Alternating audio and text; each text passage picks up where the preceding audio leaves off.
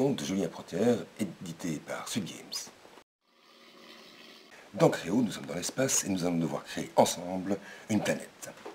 La planète va être constituée de différentes cartes nature, qui sont de 4 niveaux, niveau 1, niveau 2, niveau 3, et enfin la planète, le niveau 4. Chaque carte nature doit être complétée par 2 cartes éléments. Nous avons 4 éléments possibles, l'eau, la terre, le vent et le feu. Et nous avons des cartes joker. Et nous avons les jetons énergie qui nous permettront de communiquer. Suivant le nombre de joueurs, on va mettre un certain nombre de cartes. Toutes ces cartes vont être mélangées parmi les joueurs de façon équitable. Le joueur qui a la carte planète, c'est-à-dire la dernière carte qu'on devra poser dans son jeu, devient le premier joueur et met la carte devant lui. Avant le premier tour, nous allons devoir partager les jetons énergie. Le premier joueur prend le nombre de jetons énergie qu'il veut. Le suivant fait la même chose. Le troisième pourrait ne pas prendre de jetons. Et le quatrième doit prendre tous les jetons restants. Chaque tour de jeu commence par une phase de divination. C'est quoi la phase de divination? Chaque joueur prend une carte qu'il choisit et la met secrètement devant lui. C'est à ce moment qu'on peut encore décider de communiquer, grâce aux jetons. Je peux décider de remettre un jeton au centre et de montrer une de mes cartes secrètement à un autre joueur. Je peux décider de mettre 2 jetons et d'échanger une carte secrètement avec un autre joueur.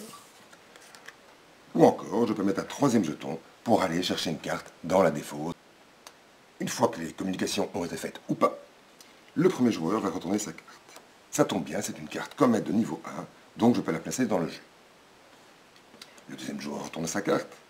C'est une carte élément orange, ça tombe bien. La comète a besoin d'un élément orange, et donc on va placer ça comme ceci. Le troisième dévoile sa carte. C'est une carte éther, c'est-à-dire une carte joker. Elle va compléter le deuxième élément, on va la mettre pour que le vert apparaisse ici. Le quatrième joueur retourne sa carte. C'est une carte élément verte. Nous n'avons plus besoin, elle est défaussée. Dans ce cas-ci, nous avons la carte comète nature qui est complétée par les 2 éléments. Et donc, au tour suivant, au niveau des cartes nature, nous pourrons déposer les niveaux 2, arc-en-ciel et montagne.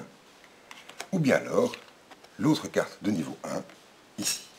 Et puis c'est en complétant celle-ci que nous pourrons descendre dans les différents niveaux, mais on ne peut compléter que si c'est possible, c'est-à-dire que si les cartes précédentes sont complétées par leurs différents éléments.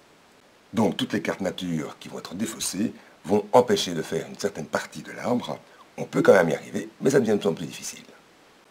Pour pouvoir récupérer des jetons énergie, le seul moyen c'est de déposer des cartes nature de bonne façon, ou bien alors, dans la phase de divination, décider que l'on ne joue pas la carte et la défausser directement. Et j'ai donc le droit de prendre un jeton dans la réserve. Voilà. Si vous arrivez à construire entièrement l'arbre et donc à déposer la planète à la fin du jeu, vous avez gagné. Mais avant de gagner, il va y avoir des contraintes supplémentaires. Il y a des cartes agression qu'on ne peut pas jouer au premier tour ni au dernier tour et qu'on ne peut pas garder dans son jeu, sinon la partie est terminée. Et donc, au plus vous en rajoutez, au plus le jeu va être compliqué. Il y a encore d'autres cartes qui permettent d'autres variantes, mais ça sera pour une prochaine fois. Voilà, bon amusement!